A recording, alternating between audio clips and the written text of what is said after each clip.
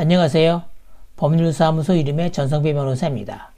오늘은 부모님이 남기신 거액의 공탁금을 딸이 무단으로 출금해서 자신의 남편과 자녀들이 계좌에 무단 이체한 사건에서 딸이 남편에게 공동불법행위 성립을 인정한 대법원 사건을 소개하도록 하겠습니다. 157억 공탁금 무단 출급 사건. 수당적 조력자는 없다. 공동불법행위와 과실방조의 재해석. 157억 원 국가가 지급한 부동산 수용보상금 공탁금입니다. 대리인 자격을 모용해서 무단 출급 및 자금을 파편화시킨 딸. 대법원은 하급심의 판결을 뒤집은 중대한 법리적 판결을 했습니다. 민사상 배상 책임에서 단순히 몰랐다는 주관적 변명은 통하지 않는다. 무단 출급, 주체는 피고 망인의 딸이었습니다. 적법한 대리권 없이 망인의 대리인 자격을 모용해서 157억 원을 전액 인출했습니다. 결과 국가 시스템과 은행을 기망하여 자산 점유를 불법적으로 이탈시켰습니다. 자금의 분산, 피고 1의 주도하에 피고 2, 즉 딸의 배우자, 피고 3, 4, 자녀들의 계좌를 활용했습니다. 출급 직후 추적을 회피하기 위해 다수의 계좌로 자금을 쪼개 이체한 것입니다. 그 결과 피해자 자력 회복 및 국가의 채권 남용을 물리적으로 방해했습니다.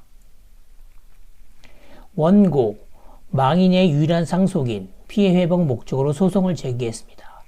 원고 승계 참가인, 국가세무서로서 고액 체납자인 원고를 국세징수 목적으로 참가했습니다.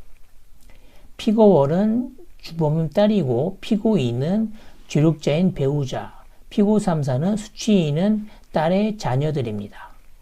국가 개입의 법리적 요약, 사법상의 손해배상 채권을 공법적 조세징수의 장으로 전이시켰습니다. 국가의 징수 권력이 민사소송의 영역에서 확장된 법리적 결단입니다. 거액의 탈취급, 수동적 협조자의 책임은 어디까지인가? 피고 2 남편은 공탁급 출급 서류를 공동으로 작성하고 분산 이체 과정에서 자신의 명의를 제공했습니다. 하지만 그의 변명은 명확했습니다. 배우자, 딸의 요청에 따른 수동적 협조였을 뿐 불법성에 대한 인식은 없었다. 단지 가족이 시켜서 몰랐다는 이유로 157억 원의 책임에서 벗어날 수 있을까요? 이 질문에 대해 신급별 법원은 전혀 다른 대답을 내놓았습니다. 하급심은 책임을 부정했습니다. 핵심 근거, 주관적 공모나 적극적 가해 의사 증명이 부족하다. 방조란 형사법적 고의를 전제로 좁게 해석했습니다. 주관적 공모가 미비했고 소극적 가담했고 단순 명의되어 있다. 그러나 대법원은 책임을 긍정했습니다.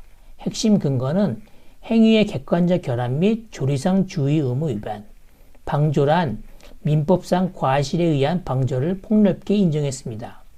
객관적 관련 공동성, 규범적 주의 의무 위반, 과실 방조를 인정했습니다.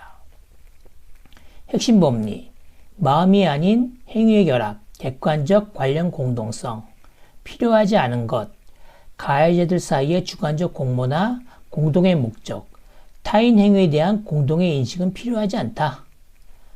즉, 피고의 무단 출급에 대한 인식은 필요하지 않다.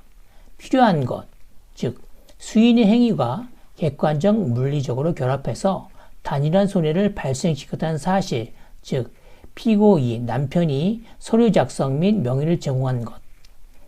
피고 2가 범죄 의도를 완벽히 몰랐더라도 그의 자기가 결과적으로 손해 발생에 필수적으로 톱니바퀴 역할을 했다면 공동불법 책임은 성립한다는 것입니다. 핵심 법리 2. 왜 실수로 도운 자도 책임져야 하는가? 형법상 방조는 목적, 행위자에 대한 국가적 처벌의 목적입니다. 그러나 민사법상 방조는 피해자의 실질적 손해전보, 보상, 손해배상입니다. 주관적 요건으로 형사법상 방조는 이중의 고의, 정범에 대한 고의와 방조에 대한 고의가 필요합니다. 그러나 민사법상 방조는 고의 또는 과실이면 족합니다. 즉 부주의하면 족합니다. 철학적 근거. 형사법상 방조는 책임주의 원칙, 즉 아래하지 벌한다는 책임주의 원칙입니다. 그러나 민사법상 방조는 손해의 공평한 분담, 실수라도 돈으로서 배상하라.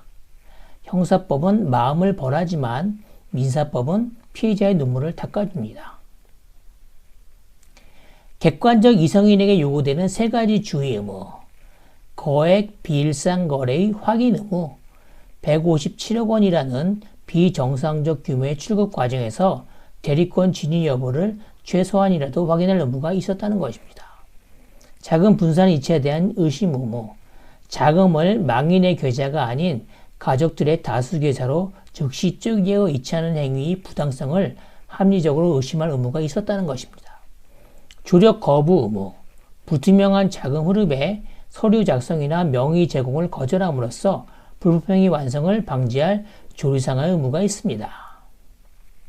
인과관계 확장, 자산 파편화의 치명적 결과, 피해자에 대한 자산 파편화, 실행의 촉진, 청구서 공동 작성으로 공탁소의 의심을 희석하고 절차를 통과시켰습니다. 회복의 침해, 157억 원을 다수 계좌로 파편화하여 피해자의 단일 계좌 압류 및 자금 회수 가능성을 물리적으로 차단시켰습니다. 금융 불법 행위에서 자산의 파편화는 단순히 돈을 숨기는 것을 넘어 피해자의 재산권을 실질적으로 멸실시키는 독립적이고 치명적인 손해 발생 행위입니다. 부주의한 조력의 가혹한 대가, 157억 원 전액 책임을 져야 합니다. 본인이 그 돈을 직접 쓰지 않았더라도 과실로 타인의 범죄를 돕게 되면 죽음과 연대하여 책임을 집니다. 이를 본인적 연대채무라 합니다. 규범적 주의 의무를 태만히한 대가는 실로 가혹하며 법은 실수로 도운 자에게도 전부 다 갚으라고 명할 수 있습니다.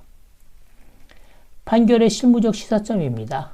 가족 간 자산 은닉 무력화, 주동자뿐만 아니라 계좌를 제공, 서류 작성을 도운 가족 구성원 전체를 공동 불법행위자로 묶어 집행 범위를 극대화할 수 있습니다. 공격적 조세 징수의 정당성, 체납자의 손해배상 채권을 발굴 압류하여 직접 소송을 수행하는 과세관청의 징수기법에 강력한 법리적 근거를 제공했습니다. 금융 컴플라이언스의 강화, 비전문가인 개인에게도 고도의 주의 의무를 묻는 만큼 금융기관의 대리인 거액 출급 시 자금 세탁 방지 및 본인 확인 기준의 엄격한 재정립이 필수입니다. 결론입니다. 거액의 금융거래와 민사적 책임의 영역에서 무관심과 수동적 무지는 더 이상 면죄부가 될 수 없습니다. 손해의 공평한 분담이라는 민사법의 대원칙은 모든 주력자에게 엄격한 객관적 이성을 요구하고 있습니다.